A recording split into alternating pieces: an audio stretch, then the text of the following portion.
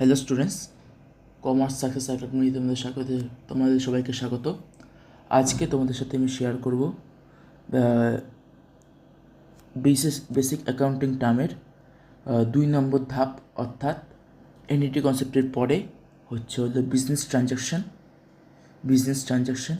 এটা তোমরা একটু বিজনেস ট্রানজাকশন, এই বিজনেস ট্রানজাকশনটা তোমাদের আজকে শেয়ার করব, অর্থাৎ ব্যবসায়িক লেনদেন।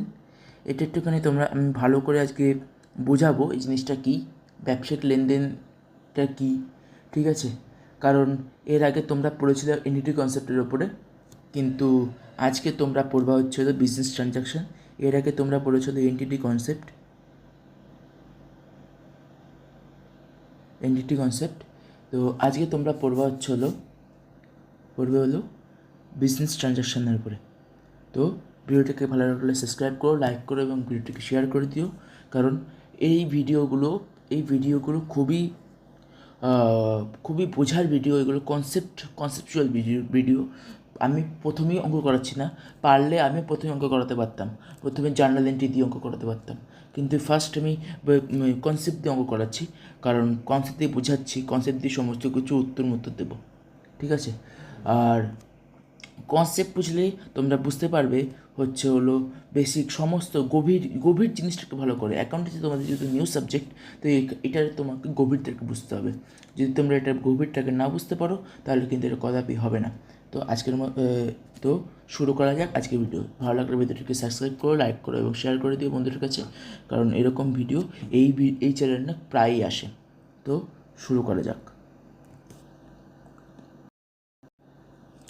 দেখো, ব্যবসায়িক লেনদেন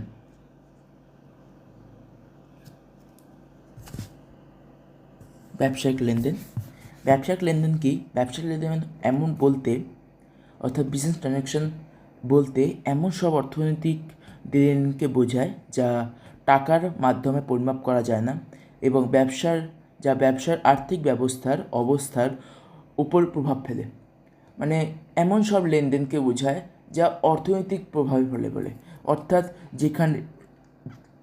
যেখানে থাকবে হলো রুপিস, এই রুপিসের সাইন থাকবে, যেখানে হবে হলো এই রুপিস 1000 এরকম থাকবে, যেখানে থাকবে হলো রুপিস, তো মানে যত টাকা হচ্ছে রুপিসের দিয়ে যেখানে হবে, রুপিসের সাহায্যে যেখানে হবে, যেখানে টাকার লেনদেন হবে, যেটার মাধ্যমে কোনো অবস্থা, কোনো দক্ষতা কিংবা শ্রমিকের দক্ষতা কী হচ্ছে, কোনো শ্রমিকের কী হচ্ছে সেসব মানা যাবে না, ঠিক আছে?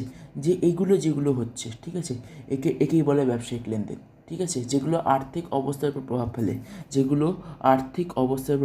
যেগুলো অর্থনৈতিক লেনদেনকে বোঝায়, যেগুলো টাকার মাধ্যমে পরিমাপ করা যায়, যেগুলো টাকা দিয়ে পরিমাপ করা যায়, টাকা দিয়ে একটা পরিমাপ করা যায়, যা অর্থনৈতিক অবস্থার উপর প্রভাব ফেলে, একে বলে ব্যবসায়িক লেনদেন। আচ্ছা, এই ধরনের লেনদেন অবশ্যই প্রকাশযোগ্য হতে হবে। এই ধরনের লেনদেন অবশ্যই অর্থমূল্য প্রকাশযোগ্য হতে হবে। অর্থমূল্যে প্রকাশযোগ্য অর্থাৎ রুপিস সাইন, অর্থাৎ এই রুপিস সাইনে প্রকাশযোগ্য হতে হবে, ঠিক আছে? এই লেনদেন অর্থাৎ অর্থমূল্যের প্রকাশযোগ্য হতে হবে, যা যা যা যে ঘটনাগুলো টাকায় পরিমাপ করা যায় না সেগুলো বিজনেস ট্রানজাকশন হিসেবে ধরা হবে না। যেসব ঘটনাগুলো টাকায় পরিমাপ করা যায় না, টাকায় পরিমাপ করা, কোনো শ্রমিকের দক্ষতা, কোনো শ্রমিকের সততা, কোনো শ্রমিকের গুডউইল এইগুলো টাকায় পরিমাপ করা যায় না, ঠিক আছে? এগুলো শুধুমাত্র এগুলো অন্য এগুলো এগুলো পরে হচ্ছে এন্টিটি কনসেপ্টের মধ্যে, এগুলো মালিকের উপর বেস করে পড়ে, এগুলো কর্মচারীদের উপর বেস করে পড়ে, ঠিক আছে? কিন্তু বিজনেস ট্রানজাকশানে কোনো প্রকার কোনো কিছু হয় না, ঠিক আছে? শুধুমাত্র টাকার হিসাবে এটা। উদাহরণস্বরূপ পণ্য ক্রয়, পণ্য বিক্রয়, বেতন প্রদান, ভাড়া প্রদান ইত্যাদি হলো বিজনেস ট্রানজাকশন। কিন্তু কর্মচারীর সততা, দক্ষতা বিজনেস ট্রানজাকশন নয়, কারণ এগুলো টাকায় পরিমাপ করা যায় না। উদাহরণ হলো পণ্য ক্রয় অর্থাৎ পারচেস, এখানে লিখছি আমি,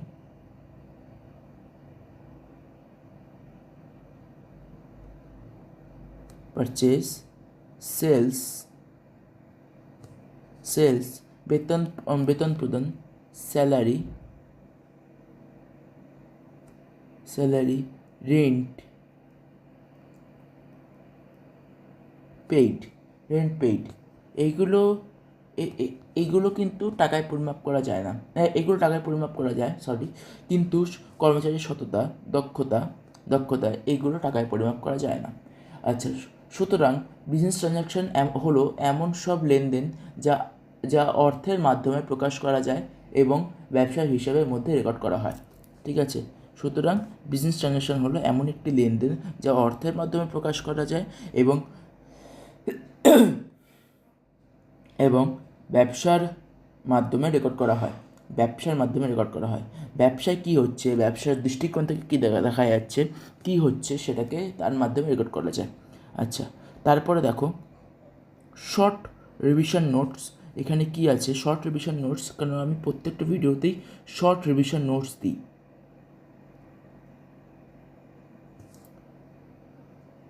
দেখো এখানে দিয়েছে short revision notes. Business transaction হলে এমন লেনদেন যা টাকায় পরিমাপ করা যায় না এবং যা ব্যবসার উপর প্রভাব ফেলে।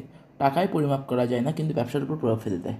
ঠিক আছে, কারণ টাকাই ব্যবসার উপর প্রভাব ফেলে, টাকা না ছাড়া ব্যবসা কিন্তু প্রভাব ফেলে না। এবার বিজনেস ট্রানজ্যাকশনের একটা যারা ইংলিশে পড়ছো তারা ইংলিশ ভার্সানের ওপরে এটা লিখে নেবে। ঠিক আছে, আচ্ছা, a business transaction refers to any economic exchange that can be measured in monetary items and that impacts the financial position of a business. ঠিক আছে, এটা ইংলিশের ইংলিশটা হলো আমি তোমাদেরকে পড়ে বুঝিয়ে দিচ্ছি, যেহেতু বোঝানো আছে তাই আমি জাস্ট পড়ে দিচ্ছি।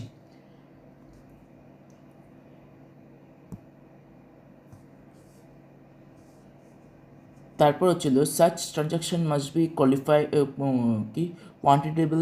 quantitable in a terms of monetary value. Events that cannot be measured in a money are not a considered business transaction. For example, purchase goods, selling goods, paying salary অর্থাৎ পেইড স্যালারি। ঠিক আছে, এই paid salary, received, এগুলো সমস্ত কিছু একটা অ্যাকাউন্টেন্সির একটা মূল জিনিস। ঠিক আছে, এগুলোকে না বুঝলে তোমরা কিন্তু বুঝতে পারবে না। আমরা কি করি, অ্যাকাউন্টিংয়ের মধ্যে না কিছু বুঝি না কিছু জেনে আগের থেকে আমরা অ্যাকাউন্টিংয়ে জার্নাল এন্ট্রি করতে শুরু করে দিই, কিন্তু এটা কিন্তু আসল না।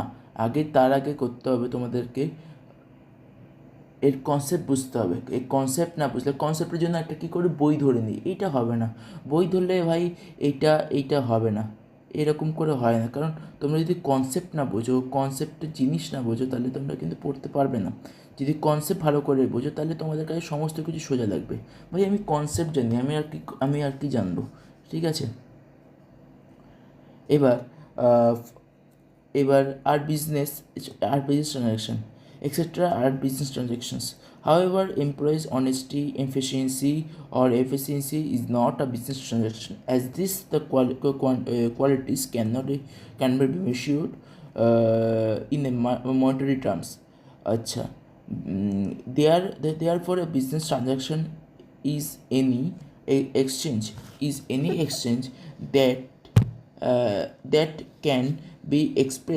that can be expressed the terms of money and is recorded within the business accounts. Short revision বা revision note কি আছে, a business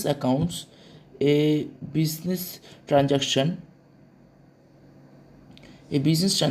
is an exchange that can be measured the monetary terms and impact and business. ঠিক আছে, তো এটা হচ্ছে তোমাদের last এসে আজকে তাহলে এত পর্যন্তই। আর ভিডিওটিকে ভালো লাগলে সাবস্ক্রাইব করো, লাইক করো এবং শেয়ার করে দিও, কারণ এই ভিডিওগুলো ভাই বানাতে বহুত কষ্ট লাগে। সাবস্ক্রাইব করে দিও, লাইক করে দিও, শেয়ার করে দিও বন্ধুদের কাছে। আর হ্যাঁ, আর একটা কথা, একটুখানি দেখেই বেরিয়ে যাবে না, পুরোটা দেখবে, সবটা দেখবে, তাহলে কিন্তু বুঝতে পারবে। আর ভিডিওগুলোতেই বোঝার কিন্তু অনেক জিনিস আছে। তো এখনও যারা যারা অ্যাকাউন্টেন্সি যারা যারা বিকম টিকমে পড়ছে তারা কিন্তু এই বিজনেস ট্রানজ্যাকশান, এন্ট্রি কনসেপ্ট, তারপর হলো ওই ওই ক্যাপিটাল লাইবিলিটি সম্বন্ধে কিছু জানে না, ঠিক আছে। কারণ কি, তারা প্রথমেই গিয়ে জার্নাল এন্ট্রি শুরু করেছে, তারা প্রথমেই গিয়েই জার্নাল এন্ট্রি শুরু করেছে, তারা প্রথমেই গিয়েই সমস্ত কিছু অঙ্ক শুরু করে ফেলেছে, সামস তৈরি শুরু করে ফেলেছে।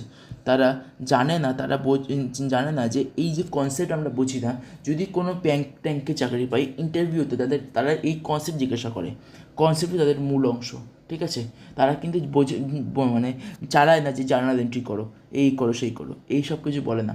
তারা শুধু বলে কনসেপ্ট বলো, এই কনসেপ্টের ফলে আমি কি করতে পারবো, এরকম এরকম কথা বলে যে বিজনেস ট্রানজ্যাকশন যদি হতো তাহলে আমি কি করতে পারবো, আমার কি করণীয়, আমি একটা বিজনেসকে কীভাবে এগিয়ে নিয়ে যেতে পারবো, ঠিক আছে। এটাই কিন্তু জানতে চায়, ঠিক আছে। তো আজকের মতো এখানেই। ভিডিওটিকে ভালো লাগে সাবস্ক্রাইব করো, লাইক করো, শেয়ার করে দিও, আর বন্ধুদের কাছে এটাকে শেয়ার করো, ঠিক আছে। তো আজকের মতো এখানেই, ধন্যবাদ।